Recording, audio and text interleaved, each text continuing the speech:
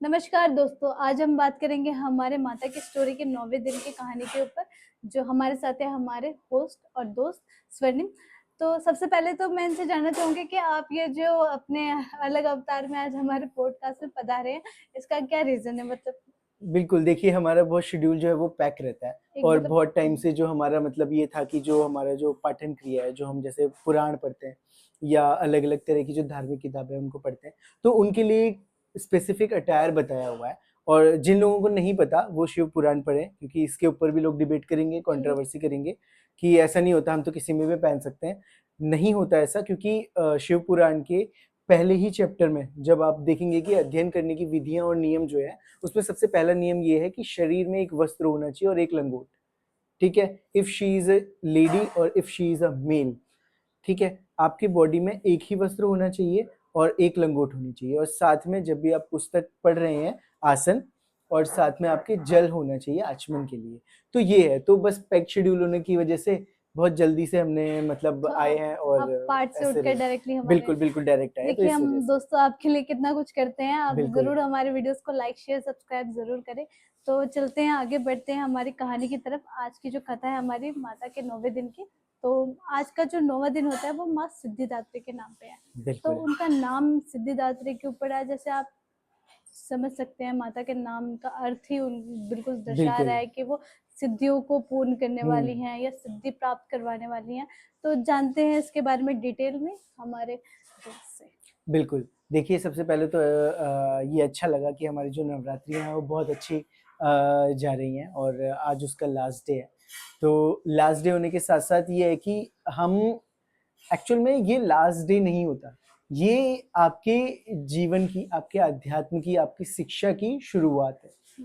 आप 9 दिन में जितनी चीज़ें सीखते हैं और उसके बाद जो आप अपनी ज़िंदगी में उस चीज़ को अमल करते हैं, ये सबसे बड़ा सार है नवमी के दिन का। इसीलिए आज के दिन माता सिद्धिदात्री की पूजा होती है। वो देवी जो सिद्धियाँ प्रदान करती है। अब सिद्धियाँ, इट्स नॉट अबाउट कि झाड़-फूँक, फलाना-ढिमकाना, नहीं। सिद्धियाँ बहुत अलग-अलग तरह की है। अष्ट सिद्धियाँ और नवनिधियाँ माता के पास है। इसलिए माता को हर तरह के ज्ञान देने वाली बताया।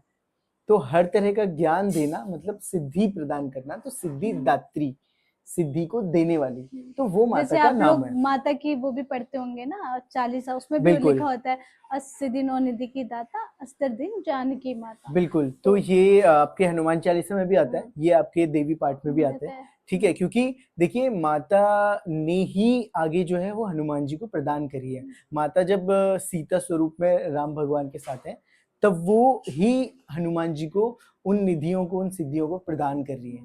तो हनुमान जी की चालीसा के साथ-साथ माता के साथ भी इसका रिलेशन है, क्योंकि ओरिजिन पॉइंट ही माता का है।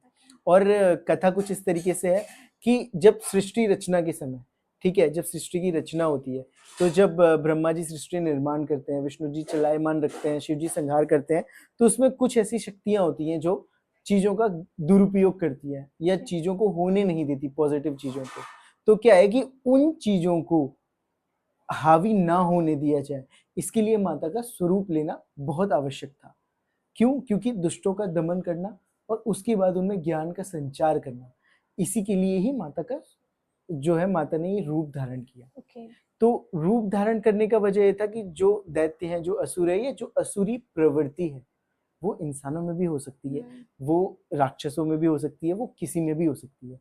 तो उसका संहार करने के लिए ही माता ने ये रूप धारण किया, ताकि जो संसार है, संसार ज्ञान से भरे, बहुत अच्छे ज्ञान का भंडार रहे, ताकि युगों-युगों तो इस चीज़ को ध्यान रखा जाए।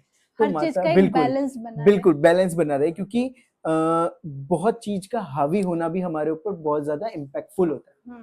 तो इसी तरीके से चीज़ों को बैलेंस रखना माँ सिद्धिदात्री सिखाती है। ओके। और यहाँ पे माँ जो है वो अपने साथ में जो है सिंह पे सवार है, और कई जगह आप देखेंगे कि वो ब्रह्म कमल के ऊपर अपना स्थान विराजित रखी है, जब वो ज्ञान प्रदान कर रही है तब, और जब वो रक्षा के फॉर्म में है, जब वो दैत्यों का दमन कर रही हैं, जब वो चीज़ें सिखा रही हैं, तब वो सिंह की सवारी के रूप में। तो उस टाइम पे माता के हाथ में शंख, चक्र, गदा, ठीक है, और पाश है। पाश मतलब, पाश एक तरीके से रस्सी को बोला जाता है। पाश क्यों ज़रूरी है? क्योंकि चीज़ों पर अंकुश लगाना बहुत ज़रूरी है। किसी भी चीज़ की अति हो जाएगी, तो भी गलत है, किसी भी चीज का घटना तो भी गलत है, एक चीजों में अंकुश फाइनाइट लगे रहा, टर्म बिल्कुल तक एक लेके जाना। फाइनाइट टर्म तक लेना, अंकुश लगाना, वो ओके। पाश है। ऐसे ही जब किसी भी चीज को, अब देखिए जो तलवार है माता के हाथ में, वो सिर्फ ऐसा ही नहीं है कि माता के पास सारे शस्त्र हैं तो तलवार भी है, नहीं। तलवार उस जीवा का मर्दन करती है जो कटु वचन बोलता है, गदा उस बुद्धि को टिकाने लगाती है जो बुद्धि मलिन हो चुकी है, ठीक है। ऐसी जो ब्रह्म कमल है वो हमारे मस्तिष्क में ज्ञान का संचार करता है, जो कमंडल में जल है वो हमारे गले से चीजों को शांत रखता है। तो इस तरीके से माता की जो अलग अलग अलग अलग चक्र, चक्र जो है वो, आप एक तरीके से देखा जाए जो चक्र है ना, वो टाइम लैप्स दिखाता है, मतलब समय की गति से परे। तो एक तरीके से घड़ी मान लो, आज के फॉर्म में अगर उसको देखा जाए तो चक्र इज इक्वल टू घड़ी। मतलब वो तो जो इस तरीके आपकी से, हाँ लाइफ है, आपका फ्यूचर, पास्ट, बिल्कुल, तो प्रेजेंट। आपका जो साइकिल है वो दिखाता है चक्र। तो इसी तरीके से माता अलग अलग अस्त्र शस्त्रों को धारण करती है, उन अस्त्र शस्त्रों के साथ माता ज्ञान का प्रसार भी कर रही है, रक्षा भी कर रही है, और आपकी जो बुद्धि है उसको भी प्योरीफाई कर रही है। तो ये माता का एक्चुअल फॉर्म है। तो वो जो 4 चीजें इन्होंने बताई माता की, वो 4 इन टर्म्स को डिफाइन बिल्कुल, करती है। रक्षा, ज्ञान, पवित्रता और निर्माण, इन ओके। चारों चीजों का प्रतीक है। अंकुश लगाना, ठीक है, चीजों में नियमित रहना, अनुशासित रहना, ये देवी सिद्धिदात्री से सीखने मिलता है। ओके। तो ऐसा नहीं है कि आप सिर्फ कुछ मतलब ऐसे मतलब बोलते हैं ना कि यार सिद्धि किसी बिल्कुल तंत्र बिल्कुल विद्या या बिल्कुल, इन सब की सिद्धि कर सकते हो। हाँ आप अपने किसी भी गोल, किसी भी आपको कोई भी चीज़ है जो आपको है कि मुझे इस चीज़ को सीखना है, पर्टिकुलर चीज़ को पाना है, तो आप उसके लिए भी माँ की उपासना कर सकते हो। वो आपके लिए मतलब वो आपको रास्ता दिखा सकती हैं, आपको ज्ञान दे सकती हैं उस पर्टिकुलर चीज़ का, ताकि वो चीज़ें आप सीख पाओ, जल्दी सीख पाओ और आपको मतलब एक डायरेक्शन मिल पाए। बिल्कुल। तो ये थी हमारी माता सिद्धिदात्री की कहानी, और यहीं पे हम अपनी कथाओं को विराम देते हैं, 9 देवियों की कथाओं को। और हमें आशा है आपको ये प्रोग्राम बहुत अच्छा लगा होगा। हमने जो आप लोगों की तरफ से रिक्वेस्ट आई थी कि 9 देवियों की रिक्वेस्ट, ये हमें श्राद्ध से पहले ही मिल गई थी, तो हम बहुत ज़्यादा वर्कआउट कर रहे थे चीज़ों में। हर चीज़ का ज्ञान प्राप्त करना, और हर चीज़ की सटीक जानकारी आपको देना, और बच्चों के लिए भी जो किड्स फ्रेंडली है वो भी हमने बनाया है।